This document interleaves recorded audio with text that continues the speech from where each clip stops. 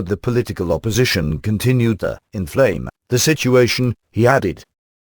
The statement was issued in Ukrainian on the presidential website after weeks of often violent anti-government protests in Kiev and other cities led to a series of government concessions. It followed an announcement that Mr. Yanukovych, 63, was on sick leave. The presidential website said he had a respiratory illness and a high fever. The protests began in November after President Yanukovych reversed a decision to sign a trade deal with the European Union, instead favoring a bailout deal with Russia to underpin Ukraine's ailing economy.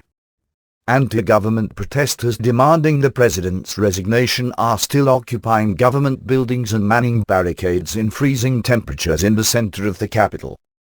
The past week has seen President Yanukovych accept the resignation of Prime Minister Mykola Azarov and his cabinet, and offer senior jobs to the opposition, offers that were rejected. The country's parliament has also voted to annul a recently enacted law restricting protests, which appeared to be inflaming the situation, and passed a law giving amnesty to detained protesters, under the condition that occupied buildings were vacated. We have fulfilled all the obligations which the authorities took on themselves, President Yanukovych said in the statement. However, the opposition continues to inflame the situation, calling on people to stand in the cold for the sake of the political ambitions of a few leaders. I think this is wrong. He added that the opposition was making ill-considered and irresponsible announcements, thinking about their own ratings more than the life and health of people.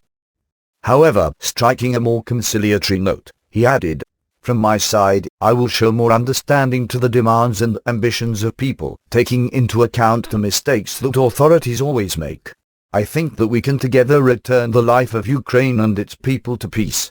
Some opposition figures expressed skepticism about Mr. Yanukovych's reported illness, saying he might be trying to buy time after being forced into concessions in an attempt to calm unrest on the streets. This smacks of a diplomatic illness, Rostislav Pavlenko, a member of boxer-turned-politician Vitaly Klitschko's Udar Punch party, told Reuters news agency. It allows Yanukovych not to sign laws, not to meet the opposition, absent himself from decisions to solve the political crisis. Mikhailo Chiketov, from Yanukovych's Party of Regions, said the president had told supporters in parliament on Wednesday night that he had come to support the passage of the amnesty bill directly from hospital. He looked ill, Mr. Chiketov added. The EU's foreign policy chief, Catherine Ashton, is in Kiev for talks with both sides. On Wednesday she said she was shocked by the violence in the capital and across the country in recent weeks that has left several protesters and police officers dead.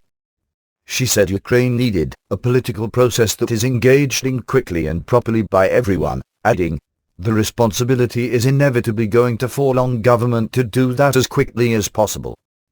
Moscow, meanwhile, has indicated that it may hold back some of the promised bailout package until a new government is formed. The loans, totaling $15 bn, a circumflex pound 9.2 bn, 10.9 bn euros, and agreed in December, were widely seen as a reward for Kiev's rejection of the EU deal.